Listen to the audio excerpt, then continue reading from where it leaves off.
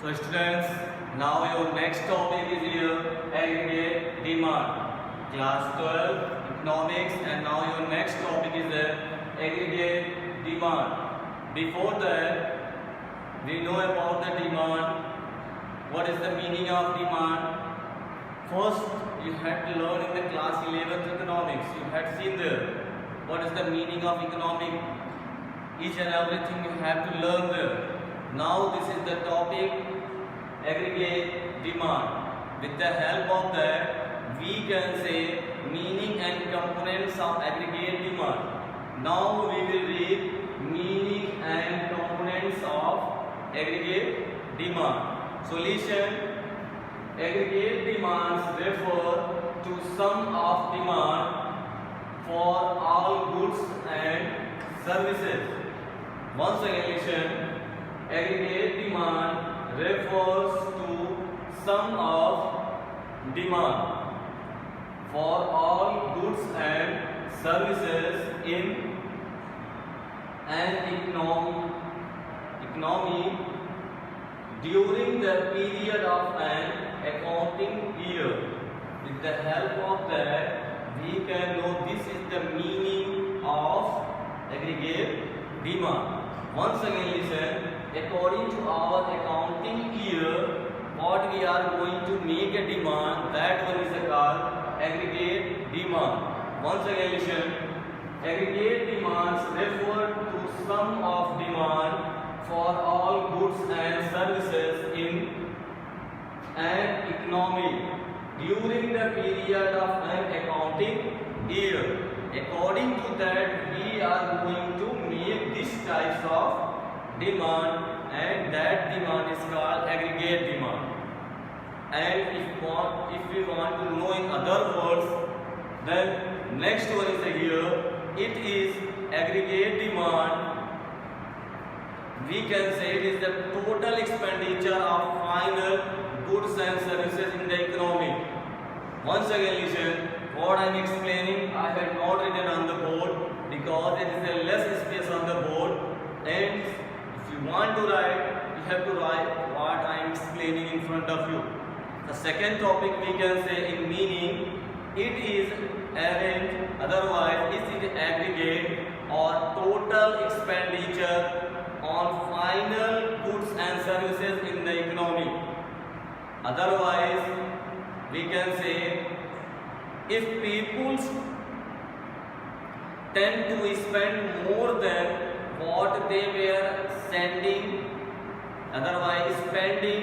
on goods and services earlier, it means rise and aggregate demands and vice versa. This is the thing.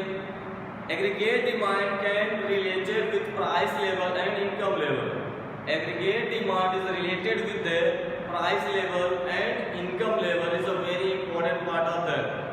That's why I written relation of aggregate demand with price level, relation of aggregate demand with the income level. Both level I have written in front of you. With the help of two level, we can able to know aggregate demand. Once again listen. Aggregate demand, relation of aggregate demand with price level, relation of aggregate demand with income level. So once again we have to come here in the first curve. With the help of this, we can able to know what is the explanation with the help of picture. Listen. In front of you, I had made one graph and two colors I had used, yellow and white, for explanation for you only. Dear students, we know when we are going to make a graph, first we are making these lines x-axis and y-axis, and each and everything we will represent on the axis. On x-axis, we had represented AB, aggregate demand, and y-axis we have represented price level. So dear students, first you have to see first one, P, price and quantity is a Q. When price is a Q, when price is a P on that time our aggregate demand is a Q. But when price we have increased, when price is increased, after that our aggregate demand should be decreased. This is the thing. When price will increase, then our aggregate demand is going to decrease, and the position is a change from Q to Q1. But once again, when our price is decreased from P to okay, then we are watching it, our aggregate demand is increasing. Arrow is showing the forward, and we can say that our aggregate demand is increasing from Q1 to Q2. That's why here is a relation of aggregate demand with price level.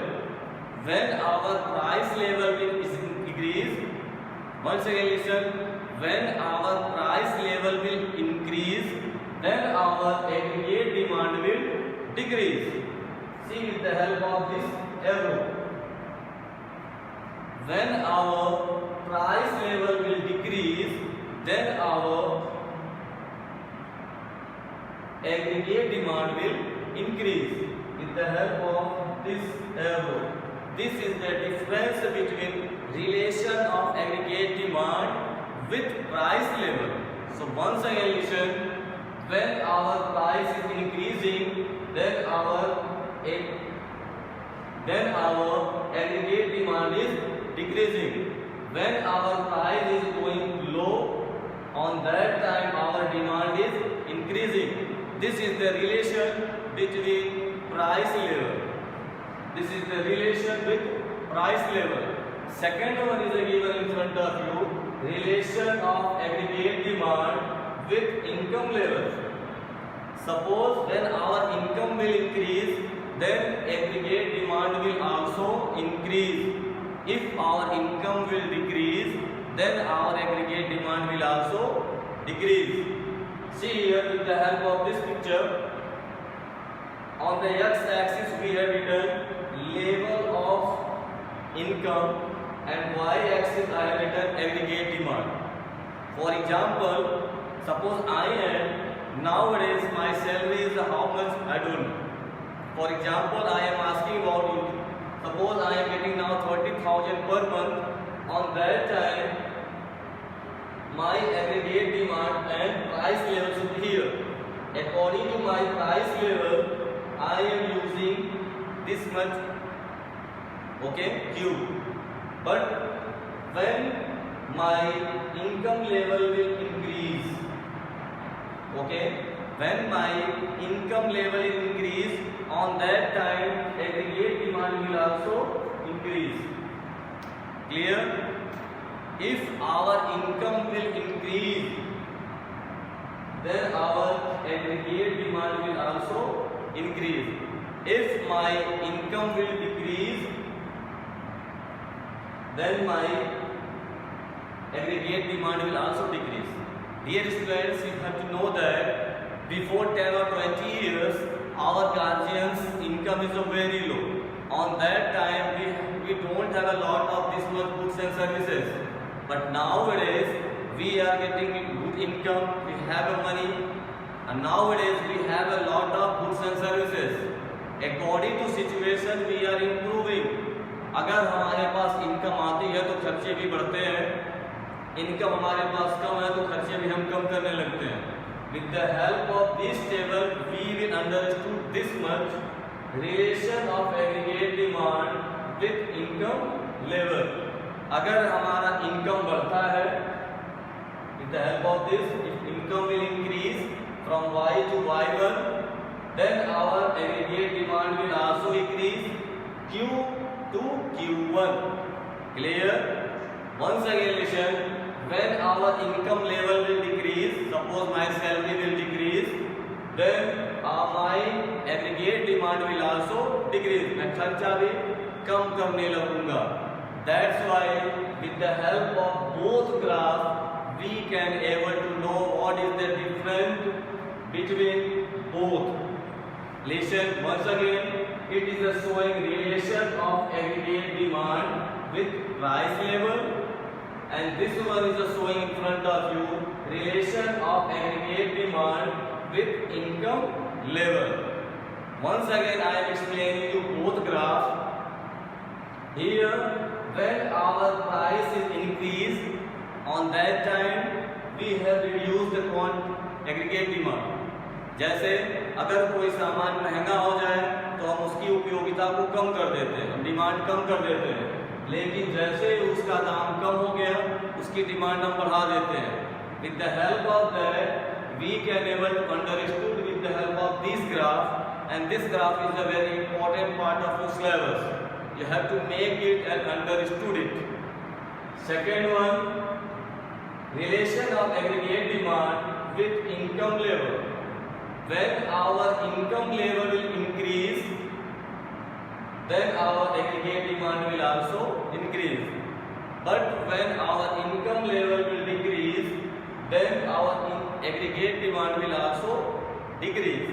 This is the difference between price level and income level. Now our next topic is a concept of aggregate demand. Now we will know what is the concept of aggregate demand. So now I have written in front of you 4 topics, and this is the concept of aggregate demand. First one is written in front of you, private consumption expenditure. Private consumption expenditure.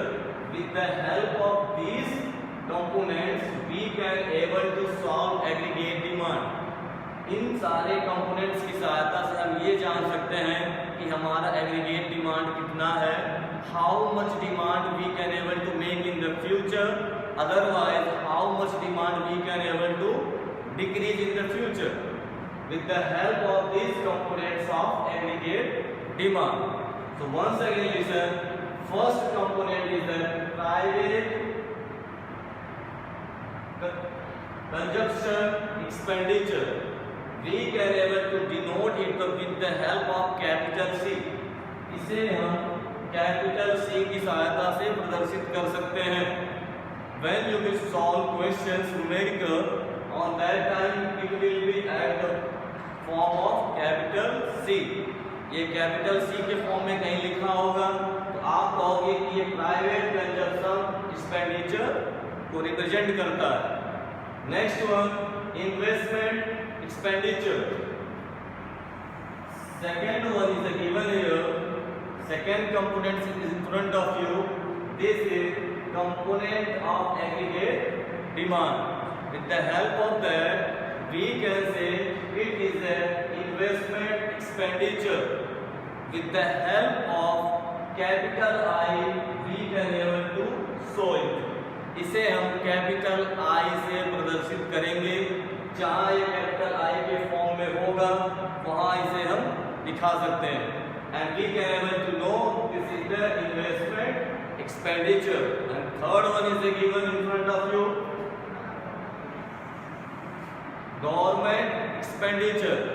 With the help of this we can know this is the components of government expenditure and we can able to show it with the help of capital G.